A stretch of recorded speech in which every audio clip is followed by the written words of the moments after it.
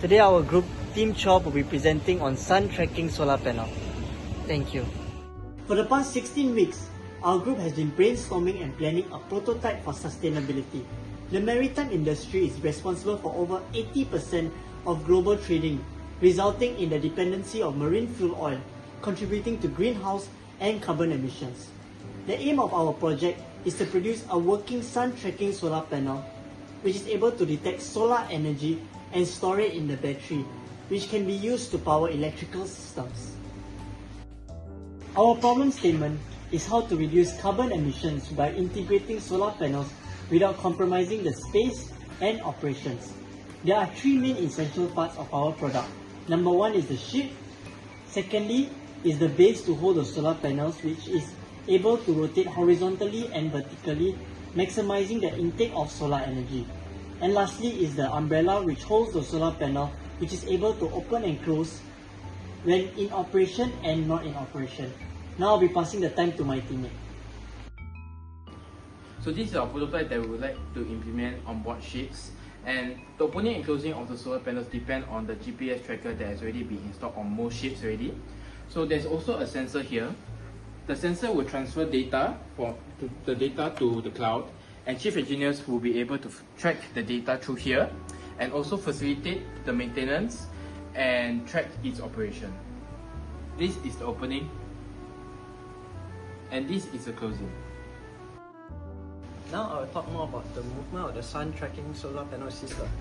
It involves two different types of movement, which is the horizontal movement and the vertical movement. Horizontal movement uses one positional servo motor, or the vertical movement uses two positional servo motors, which rotates in the opposite direction of each other. When the sun tracking is in place, the solar panels can generate electricity, and this will give the charge in the solar charge controller. This will then charge the battery. The battery can power up all the electrical systems in the ships. In this case, we will power up our motor to run the ship.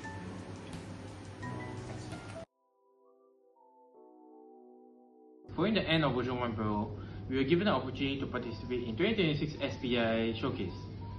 However, there were some changes that has to be done that was suggested by our lecturers. This includes the aesthetic as well as the overall weight of the prototype. With version 2.0, we have taken these suggestions into consideration and came up with a new design that is both aesthetically pleasing and lightweight, without compromising any operations.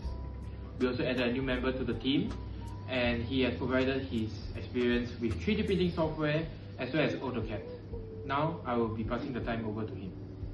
Hi, my name is Daniel and I'm the drafter of the group.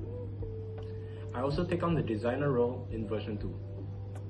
I worked with the previous members in version 1 and worked closely with Adrian, the head of the project.